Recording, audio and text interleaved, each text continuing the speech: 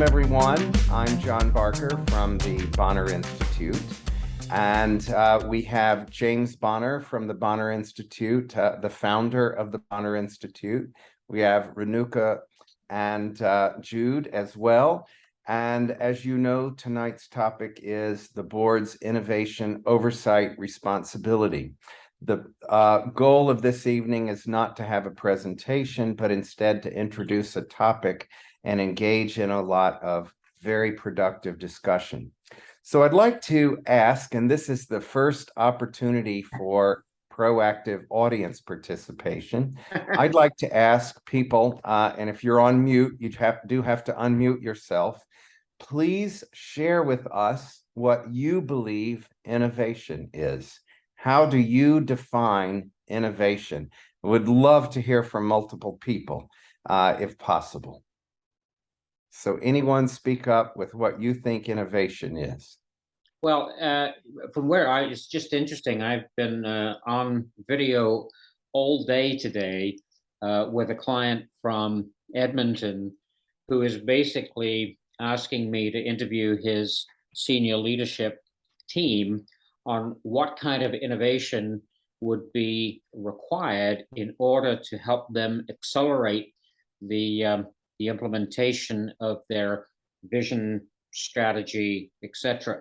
And for me and for him, you can take different processes in the organization. We happen to be looking at innovating his whole corporate development sales process today.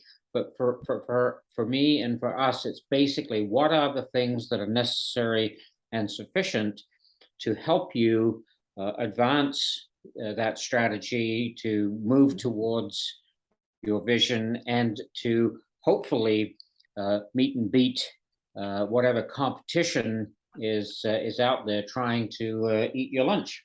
Said he in simple terms. That makes sense to you, John? It makes a lot of sense. Absolutely. Does anyone else have an idea of innovation? Would you like to give a try to define innovation?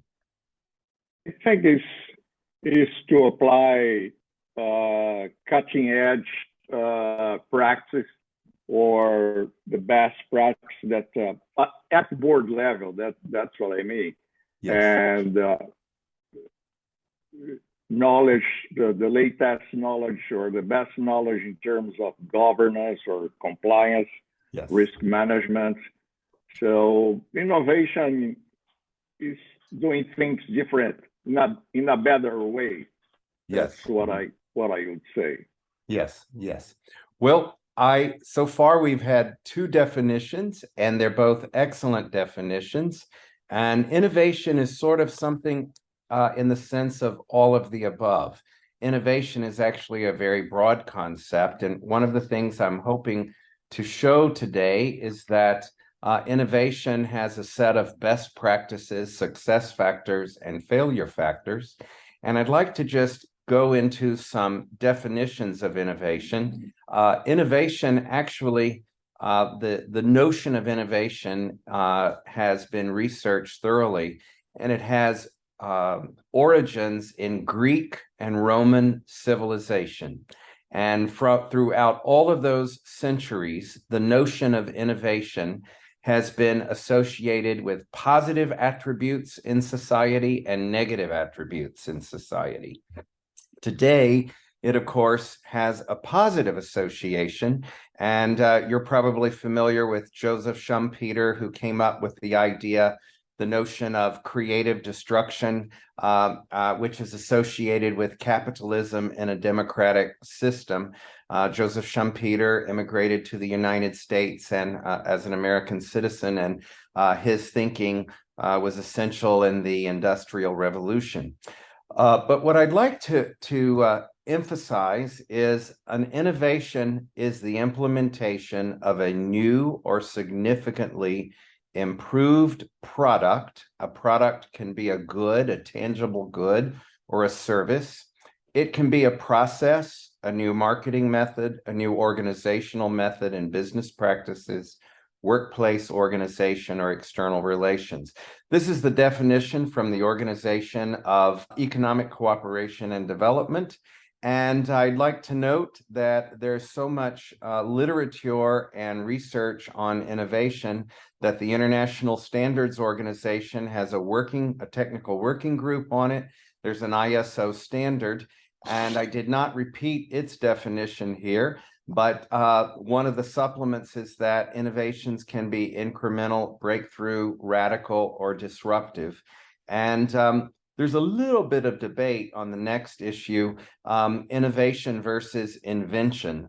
So you have some theoretical purists who would say innovation and invention are absolutely separate.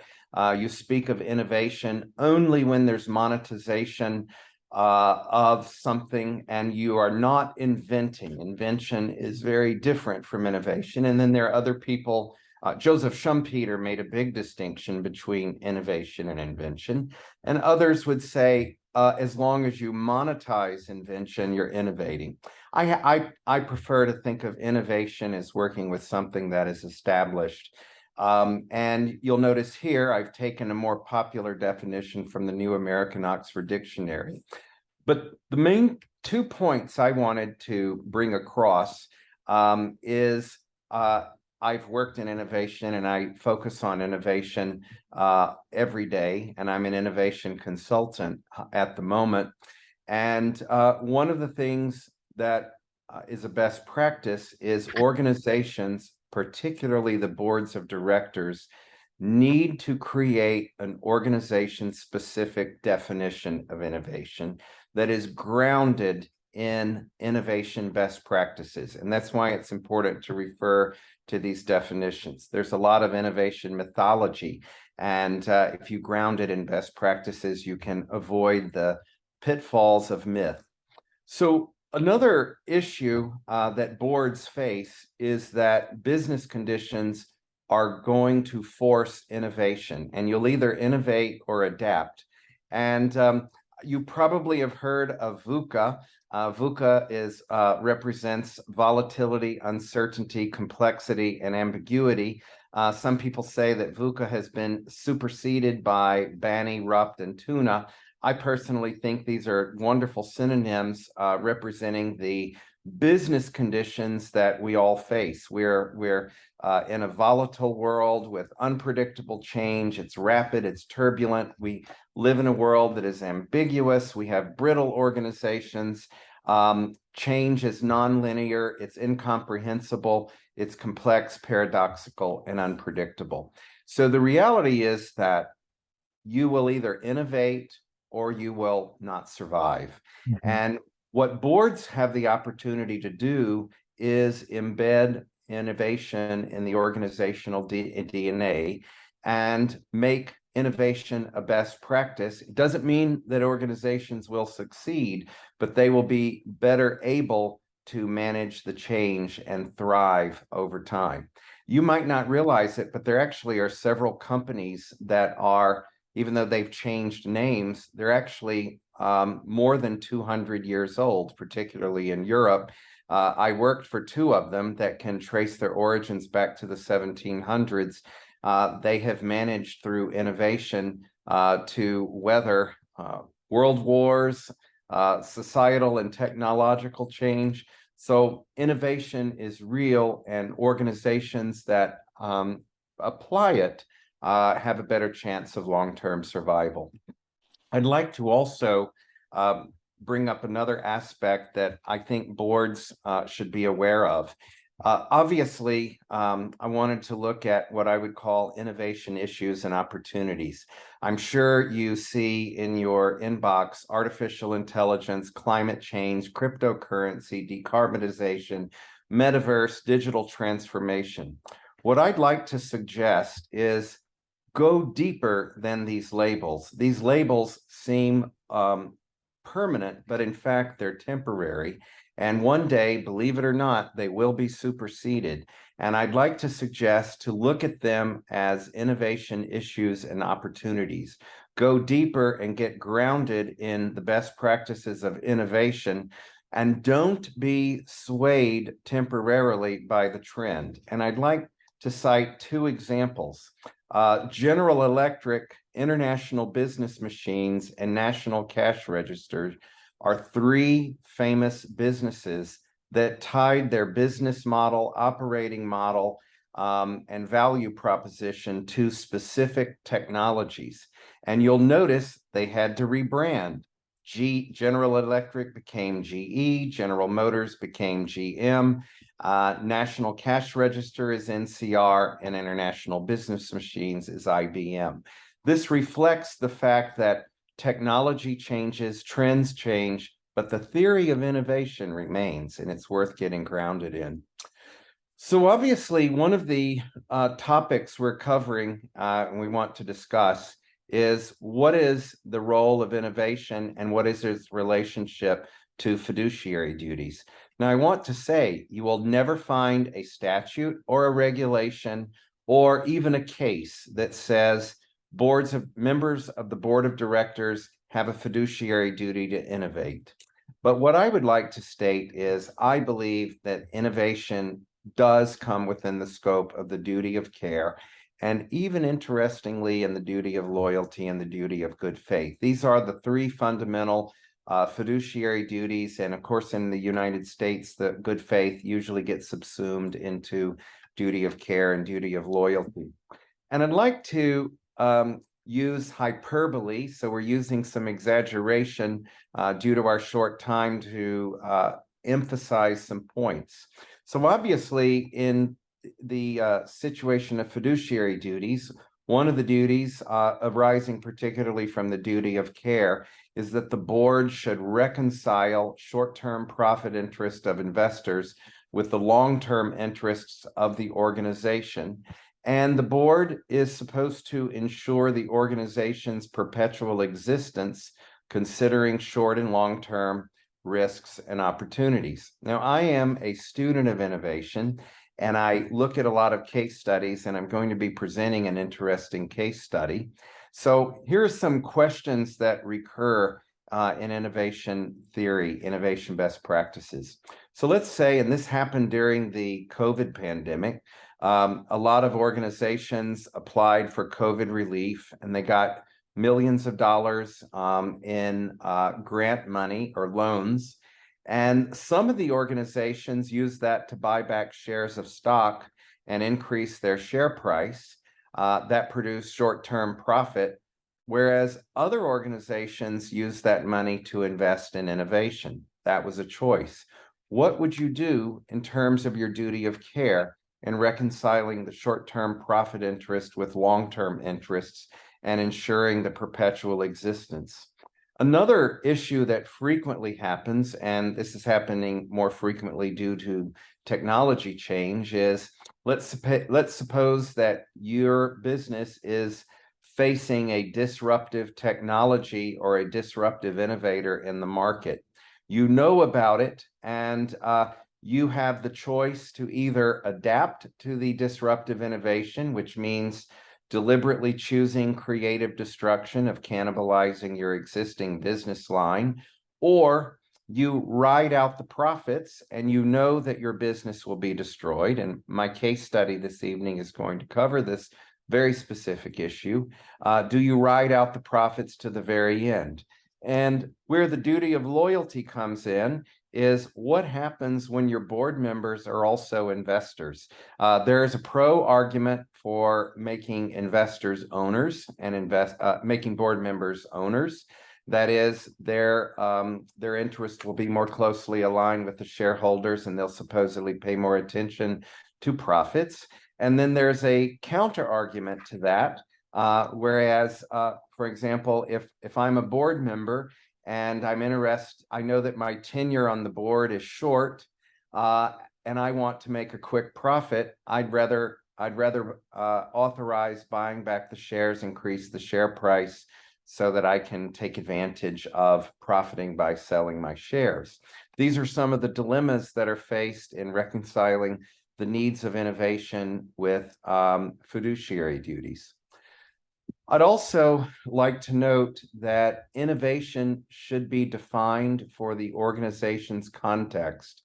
And something interesting about innovation, you might innovate in your product line in one manner, and you might innovate differently for your marketing processes or in changing your supply chain, for example. So you might apply different innovation theories. So there might be more than one definition of innovation, but your innovation definition and posture will differ according to the degree to which you have access to capital to invest. And of course, a factor would be, are you publicly or privately held? Remember, some organizations are punished for investing in innovation, but companies like Apple and Microsoft are rewarded for it.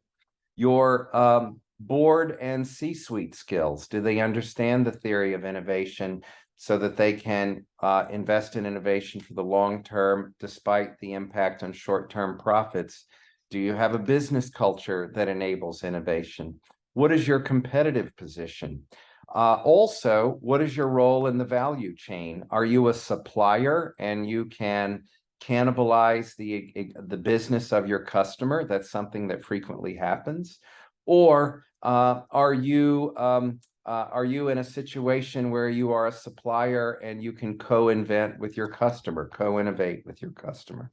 Geopolitical forces, for example, the war in Ukraine, and political developments in countries that are essential to the supply chain have forced companies to innovate in terms of the supply chain. You can look at GM, which has been, and other manufacturers that are taking computer chips out of appliances and putting them into cars to maintain their supply. The innovation ecosystem you're in, so the access to human capital, the educational system in your community, the government support for innovation, your legal and regulatory ecosystem, protection of intellectual property, your market power, what stage of business you are in. Are you a founder-dominated startup? Are you a profitable, privately held company? Are you a family business? Or are you publicly held and under the pressure of short-term profit pressures of Wall Street? Another factor that is very important is boards should involve all of their stakeholders in their innovation vision for their organization. It's very obvious that the board and the C-suite need to be involved in defining that vision, but middle management, particularly in large companies and employees, will play a role in the successful change management processes that are needed to inculcate innovation throughout the entire organization. So these are your internal stakeholders, but your external stakeholders, which are your investors. So I like to note how the stock market reacts to Amazon versus Apple versus Microsoft versus Adobe when they invest in innovation, how the share price is affected. And you look at the SEC filings of Apple, for example, and Microsoft, where they very specifically state they're going to make aggressive investments in innovation and R&D, and they're rewarded in the stock market for it because innovation is part of their purpose. But other organizations, any investments that they make, particularly if you'll remember when Amazon first went public, there were a lot of complaints from shareholders that Amazon was investing too much in innovation and product development and not enough in profits for shareholders. You can proactively engage legal and regulatory authorities. You can proactively involve your suppliers. Walmart, Toyota, Hyundai are very interesting examples of companies that co-innovated with their supply chain. And then customers, of course, can play a very interesting role in innovation. Another very important role of the board versus the C-suite is that boards need to establish the organization's innovation risk sensitivity. How much risk is an organization willing to take? I'll give you some examples that are a little bit exaggerated. If you'll think back to Boeing, when Boeing, of course, pioneered commercial aviation. It did not pioneer aviation, but it pioneered successful, safe commercial aviation with the Boeing 707. but it really changed the world when it invented the 747. But the investment in the 747 nearly bankrupted and destroyed the company. The board had a very high tolerance for risk, and it was a first mover in the market, and it assumed a very high level of risk. There are other organizations that are, they assume very low risk.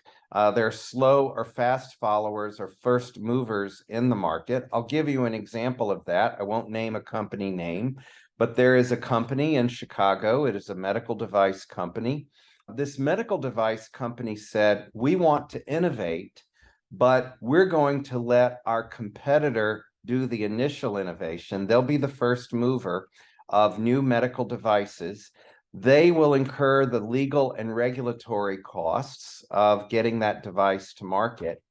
We will look for the weaknesses in that device, and after that device is released to market, we will make some original innovations, and we will leverage the legal and regulatory investment they made, and our legal and regulatory investment is lower and our risk is lower, and they're extremely profitable.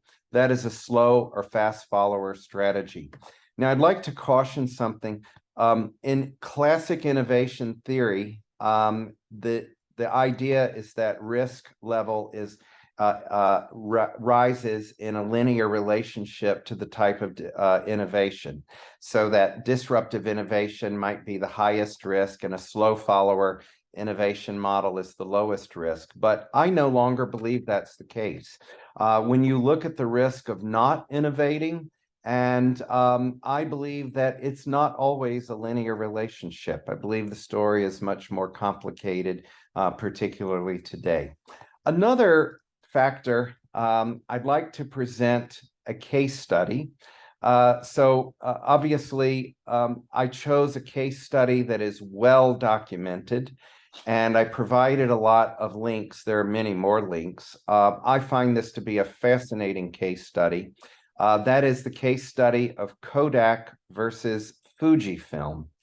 And Kodak actually was a disruptive innovator when it began, and we obviously don't have time to go into the entire history, but Kodak basically invented photography in the modern age.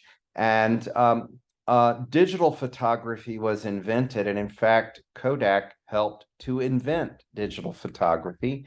And the board of directors, and this is very well documented in the literature, the board of directors realized that if they invested in digital photography, it would cannibalize their existing business. And in fact, they sat on digital photography for 25 years.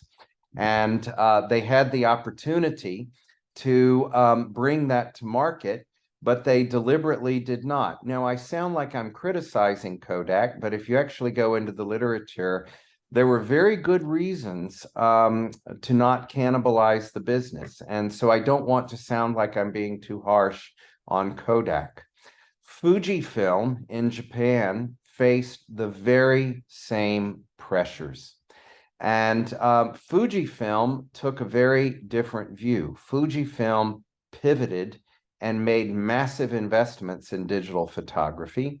And Kodak went bankrupt eventually and was not able to make the transition, although it has engaged in some very interesting innovations since. And of course, Fujifilm, there's a wonderful book, Innovating Out of Crisis, by the CEO of Fujifilm at that time. Now this gentleman is on the board of directors of Fujifilm, and it's a wonderful story. But Fujifilm pivoted into digital photography, and now Fujifilm and Kodak are in the imaging business, in healthcare, and even in the production of drugs. This is a fascinating case study. I love it, and there's a lot of depth here. But of course, the question is, why? In both instances, you can argue that the board of directors of Fujifilm and the board of directors of Kodak 100% fulfilled their fiduciary duties. You could not say, oh, the shareholders would not have been able to sue the board of directors of either company for breach of the duty of care for failure to innovate. They would have been protected under the business judgment rule, Kodak for preserving short-term profits, and Fujifilm for sacrificing short-term profits for long-term gain. So I'd like to ask for everyone to unmute your microphones and let's discuss this very fascinating case study, or any other case study, or any other topic that we've brought up, because I believe, it's my opinion, that the fiduciary duty, it might not legally compel you to innovate, but I believe from a stakeholder analysis, it does compel you to consider innovation and make innovation part of the culture. And I believe that Kodak should have acted differently under the circumstances, but there are many people who disagree. So I'd like to open it up for discussion. And of course, if you have thoughts on anything that we've discussed so far. So we deliberately made this short. There's one final thing I do want to note. All of the language I put into this presentation, I deliberately chose language that you could put into Google or Bing or whatever search engine you use and come up with very relevant content in your search. And you can always contact me if you want to get more search tips. That's one of my specialties. So anyone have a thought? Yes. John, this is Elliot. I do have some thoughts. Yes. On Elliot, can you also introduce yourself, because you're an author and we have other authors and we have at least 3 other published authors in our group. Karima published a wonderful book on leadership, and please tell us about your book and who you are, because I know people will be fascinated with you. I had a book that I co-authored a few years ago on questions on strategy boards should be asking. Yes. That had, I think, a ripe old sale of Amazon for a couple hundred. Yes. Yes. Didn't do it anyway. My current is called The Yin and Yang of Reputation Management. Yes. 8 principles for strategic stakeholder value creation and risk management. So yes. And the book really is about the governance of an organization and enterprise-wide risk management and reputation management. I believe that reputation is a measure of value of an organization that can be met and directly related to financial results. The intangible becomes tangible. 2 points. One that I made in the chat. Yes. I think what boards consider their risk appetite is really kind of a misunderstood. It should be seen as the risk capabilities or abilities of the organization, balanced with the risk tolerances of different stakeholders. Yes. If you exceed the risk tolerances or you underperform the risk tolerances, you create massive risk. So if a shareholder invests in your company and doesn't get the return that he or she expected, you've created some type of risk. If you exceed that, you may find that you have damaged some risk tolerances of customers by perhaps being seen as overcharging or whatever. But Kodak, I think you went very light on. I was at DuPont at unbeknownst to a lot of people. I was in corporate strategy working on the company's healthcare portfolio. We, unbeknownst to a lot of people, were the 3rd largest or the 2nd largest X-ray filmmaker after Kodak in the United Mm. We received information from A.D. Little that digital was going to destroy silver halide film. Yes. They like a lot of this, they predicted by 1991, 1992. Mhm. It wasn't, but anyway, we had a $2 billion X-ray film business at the time, and I presented to our board the A.D. Little as a portfolio proposition. We decided that we would sell our X-ray film, considering it a questionable investment that quickly could become a dog in the traditional BCG matrix, and that someone could potentially buy it. We watched Kodak completely deny, and the same thing happened with Agfa Gevaert, the Belgian-German company. They completely denied all of the data and on digital. It was very interesting. We knew Kodak was doing market research, asking favored customers about digital. And what they were finding was that photographers and filmmakers were not favorable to digital because they didn't know what it meant.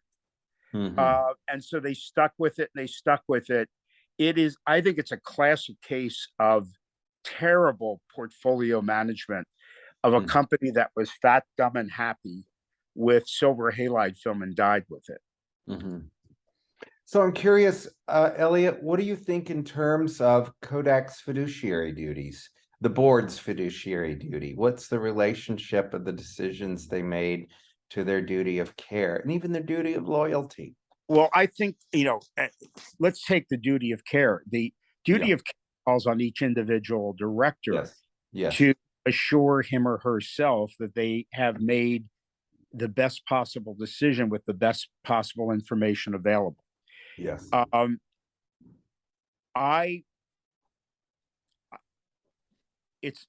don't know what went on inside that boardroom. Yes. But I have to believe that they had sufficient information, if we had it at DuPont, to know that there were questions about the future of silver halide versus digital. And to ignore that, I think, is you're not meeting your fiduciary responsibility. I think the board, had this been later, the board might have been sued because of more shareholder activism. But management certainly was asleep at the wheel. And I think this was really a classic case of a board. You had a chair who was also the CEO, which was common at the time and still is in the United States. And I think they went along with, we can manage this.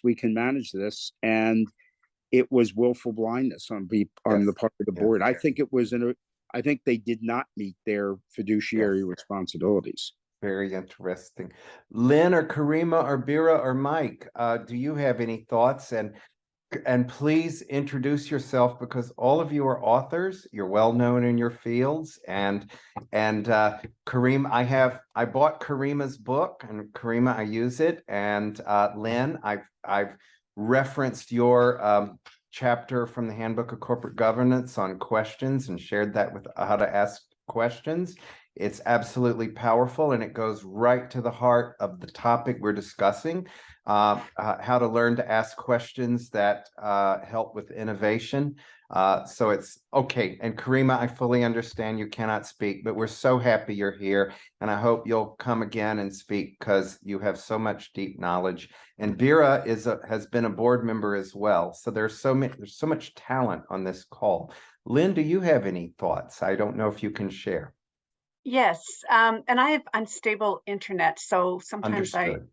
off I go and I'll be back. But Kodak is such a classic case, right? So it's just, it's been the textbook case. And this orientation of boards to kind of look to the past and look at results and be kind of more rear view mirror is really a good analogy, maybe, because that in complex systems you have to think what's coming, and just the board has to, I think, be really on top of that, not just management, to bring into view kind of what might affect. So I'm not that familiar with the kind of detail that you have, but I really appreciate you bringing that up in the context of innovation, because one of the things I think we're realizing is that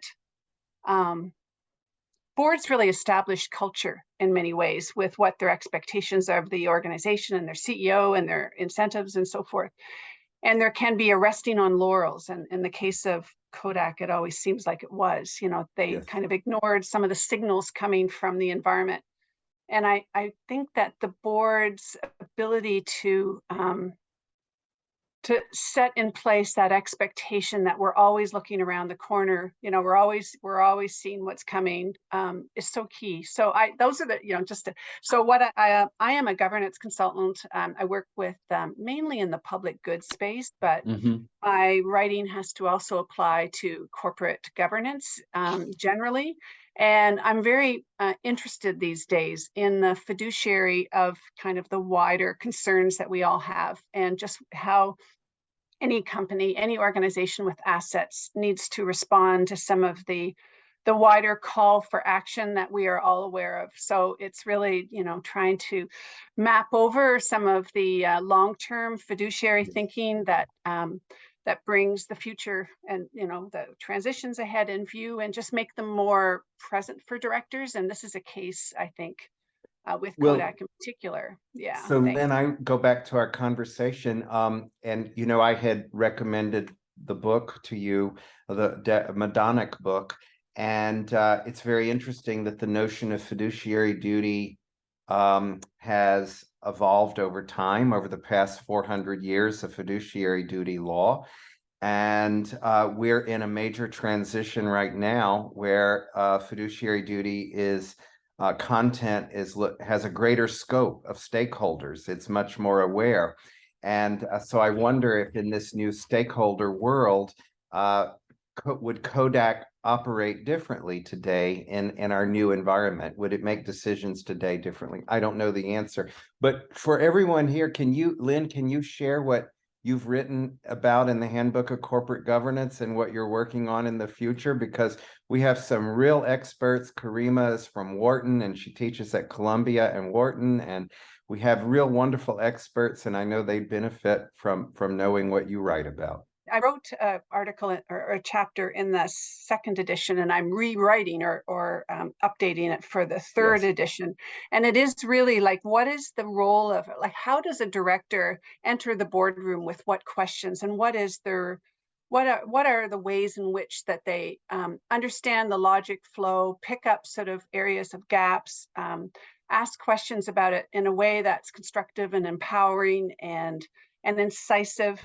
So it really is almost like a how to ask better questions. And I'm up. The editor wanted me to update that chapter, and then I'm also doing one on regenerative governance, which is a perspective that I think is an additional complementary perspective to our classic corporate, fiduciary governance. So, so that's what I'm working on, and I am.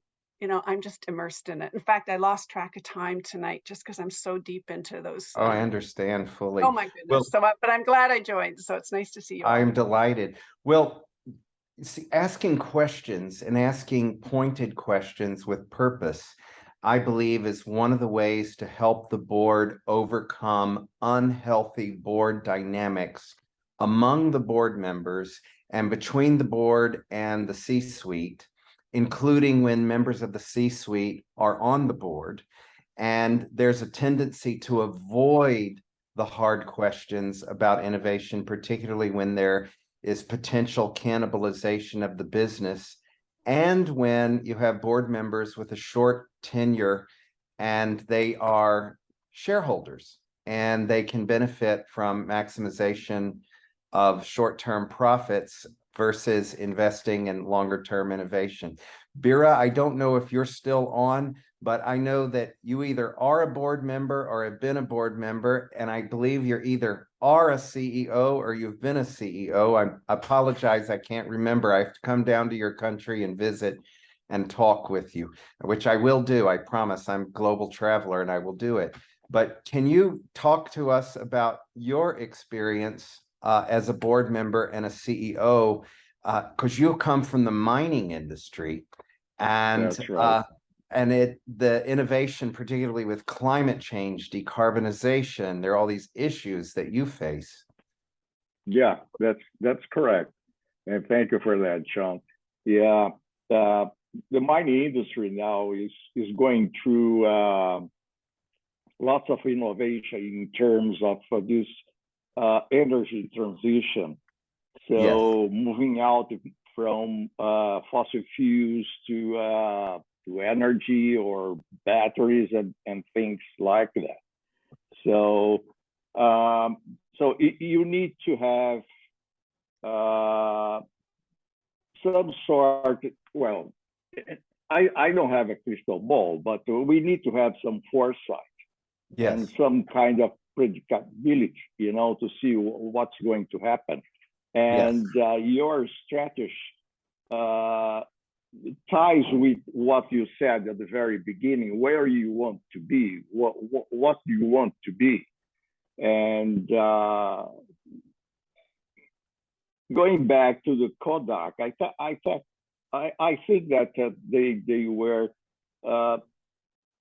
just lacking action, or they didn't have the courage to go outside of their comfort zone. Just to put it in a nutshell. But that's in short words what I would like to say. So Bira, if you are working with a mining company, and a lot of the mining companies started as family businesses or a conglomerate of closely associated individuals, they might have become public later, but they retain the family business character. There are a lot of publicly held companies that do that. There's a very close connection to the government, and there can be a lot of resistance to change. In that context, how would you propose, if you were advising a board on the need to innovate, what would you do with a board in the mining industry to stimulate that innovation? Well, it's a matter of survival. Yes. Or you innovate, or you are going to drag behind. You are going to lose. You're not going to be competitive because your peers, or your competitors, they will be innovating. So this is very important. So you need to keep an eye on that. So it's not only in the mine business; it's in all other industries. That's the way that I see it. By the way, I did want to note Karima Mariama Arthur made a comment in the chat feature about the board setting the tone at the top and helping to develop the culture intentionally. And Karima is unable to talk in our meeting, but I wanted to note one thing. Karima, I apologize, I can't remember the title of your book, but I bought the Kindle version on leadership. It's very thoroughly researched. And Karima teaches corporate governance at Columbia and Wharton. Bira and I took her class. And I want to note that Karima is an international corporate governance consultant and also an attorney, has a fascinating career. And I'm so happy Karima joined, and I hope she'll join again. We have so much talent on this call. I wish we could all be in the same room together with the whiteboard.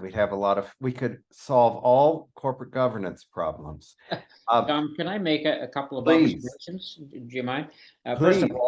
First of all, I want to bow to the expertise of people on this panel. I don't come close to some of the expertise that you have sitting here now, but I have worked with over 300 organizations around the world in 21 countries. And so I'm going to draw on that experience. And there's 3 observations that I'd like to make.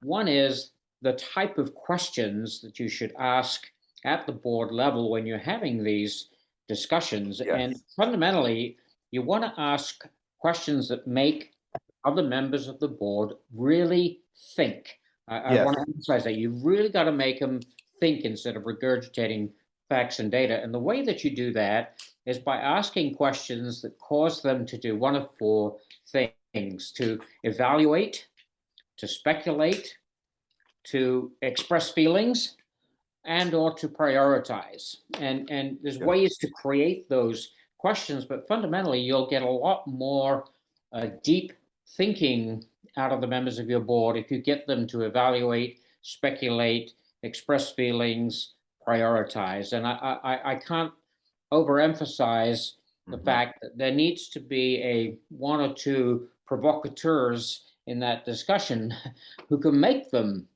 think and get the discussion really flowing. I think that's critical.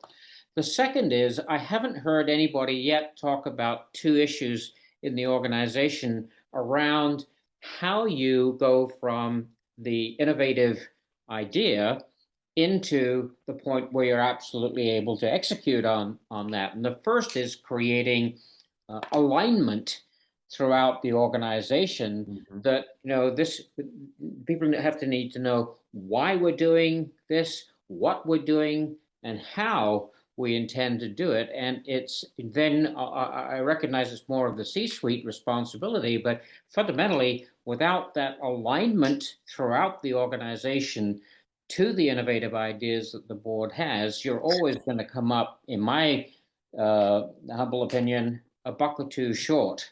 And the third question is not so much to do with alignment, but with the ability and willingness of people in the organization to embrace the direction that the board is setting.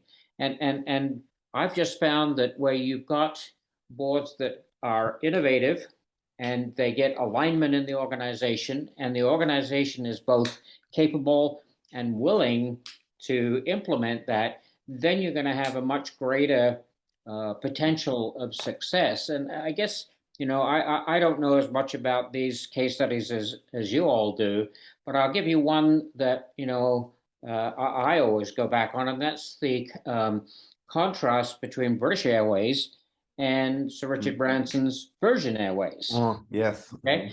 And I mean, it was Branson and his people who basically redefined the travel experience. I heard a couple of people here say we are, global travelers. I am too. But what they did was they said, we're starting up our airline. We've got to be able to compete with these big guys like so what are we going to do? They redefined the whole travel experience from the time you leave the door of your house to the time you get to your destination by providing limousine services, special passage through security, lounge facilities, stuff on the airplane that absolutely blew British Airways out of the water.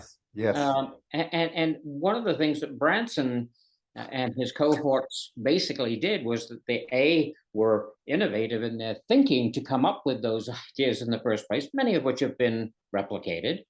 But they had an organization that was aligned behind it because, hey, we hate British Airways. They're the enemy. This is a great way to take them down.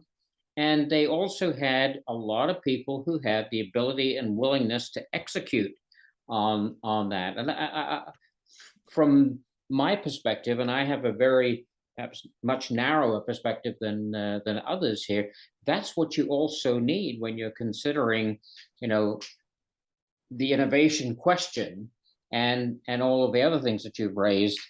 You also need to have that good thinking going on at the board level, spurred by those questions. You need to figure out how you get alignment behind it, and whether or not you've got the ability and willingness of the organization to follow where the board wants to go. End of story. Does that make sense at all to you guys?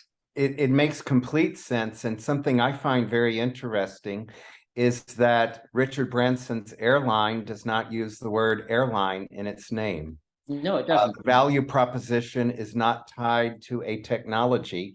And it reminds me of General Motors, General Electric, International Business Machines, and National Cash Register having to move to acronyms because technology changed. All technologies are fads. They're all temporary. They may last a long time, but they're all fads. And one of the traps I've seen boards fall into and businesses is they align themselves with the technology, and a technology has an S curve and it fades over time. And what's the fundamental value proposition that's being delivered? We're reaching. Yeah, sorry, go ahead. There's a funny story about Virgin and Richard Branson when he first applied for his license to travel, get the airline to go transatlantic. Yes. He applied to the government and said, we're going to have two classes of service, what we would think of today as business class and economy. And he had them named upper class and riffraff. Oh, cute. Which the government would not allow riffraff, by the way, but he still kept upper class. And even just the wording alone made them different. Anyway, here endeth the epistle. I've said enough, but those are just some things that I think of when I'm working with organizations, whether at the board level or the C-suite level. I've really enjoyed seeing familiar faces and new faces this evening. Thank you so much for taking the time. I hope that you found this a valuable way to spend your evening. It's always delightful. I love talking about innovation and meeting new people and hearing new ideas. All right. Have a wonderful evening, everyone. Be well and look forward to seeing you at the next webinar.